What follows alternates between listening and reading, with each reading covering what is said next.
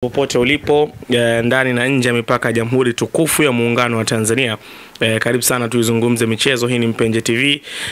Jina langu naitwa Diego, niko hapa kusogezea taarifa za moto kweli ambazo zimetufikia asubuhi ya leo kwenye kile ambacho kinaendelea kwa sasa, ikiwa ni mvutano ama ni vuta ni kuvute kutoka kunako mabingwa kihistoria Tanzania, ikimaanisha Young Africans pamoja na bodi ya ligi kuu Tanzania kuhusiana na mechi ya tarehe 15 ambayo ni dabi ya Kariakoo.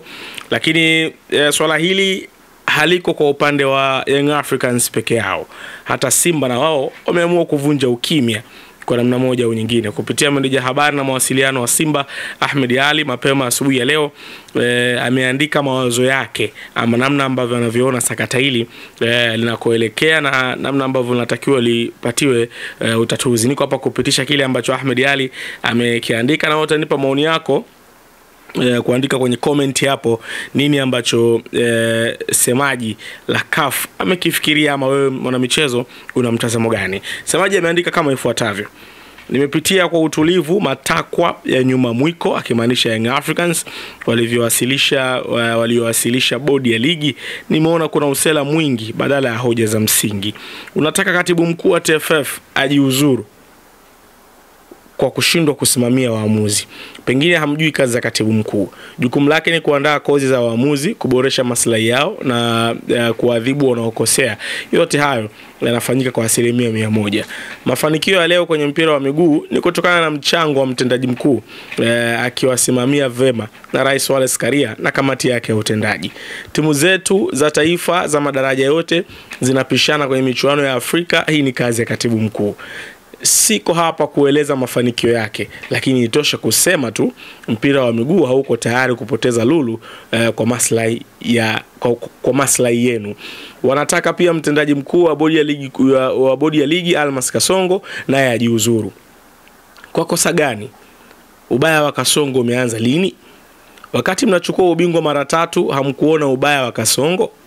Kasongo huyo chini ya utawala wake ligi yetu imeshika nafasi ya 4 kwa ubora Afrika. Vipo vilabu vinajiendesha kwa fedha kutoka kwa wadhamini waliotafutwa na bodi ya ligi iliyoko chini ya Almas Kasongo.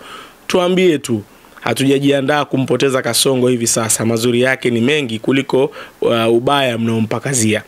Ninachokiona mimi haya ni mapambano ya kutaka kuweka watu wenu kwenye nyadhifa hizo, na sio watenda haki, bali wasimamie maslahi yenu. Hatuwezi kuruhusu hilo litokee.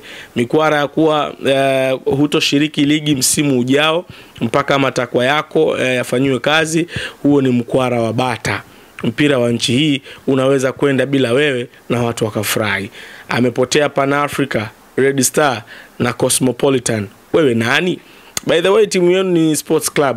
Mkiona mpira umewashinda, nendeni mkacheze boxing au basketball. Hayo ni maoni ya Ahmed Ally, meneja habari na mawasiliano wa Simba Sports Club, akiandika kupitia ukurasa wake wa Instagram.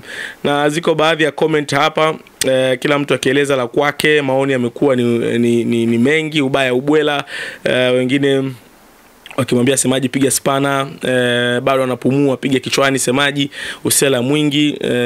Watu wanaweka maoni yao kweli kwenye hichi ambacho Ahmed Ally amekiandika.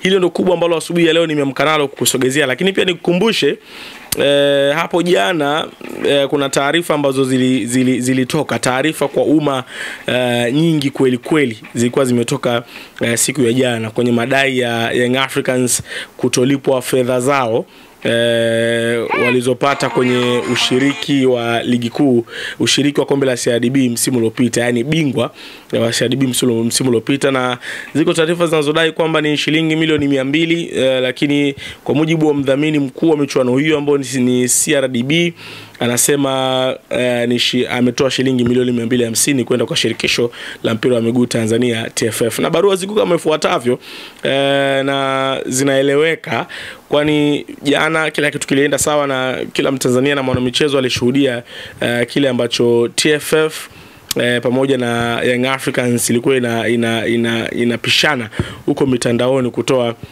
taarifa kwa umma. Labda nikupitisha kwa haraka tu kwenye kile ambacho kilizungumzwa jana.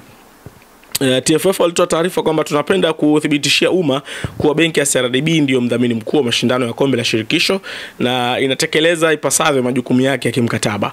Kwa msimu wa 2023-2024 wa mashindano ya kombe la shirikisho la benki ya CRDB Federation Cup, benki hiyo ililipa fedha zote za kimkataba ambazo ni shilingi milioni 255 kwa ajili ya uendeshaji wa mashindano hayo. Tumemsikia meneja habari na mawasiliano ya Young Africans kupitia vyombo vya habari akidai kuwa klabu yao inadai shilingi milioni 200 ambayo ni zawadi ya ubingwa wa kombe la shirikisho la benki ya CRDB.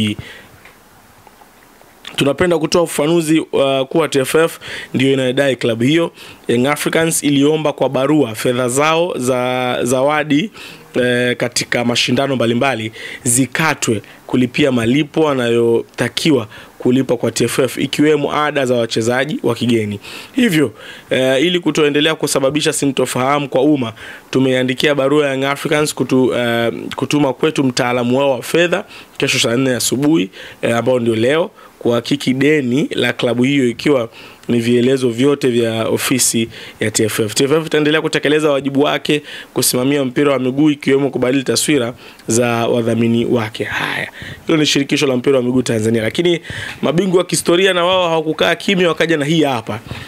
Tumeona taarifa ya shirikisho la mpira wa miguu Tanzania TFF kuwa inadai klabu ya Young Africans bila kutoa ufafanuzi wa deni lenyewe.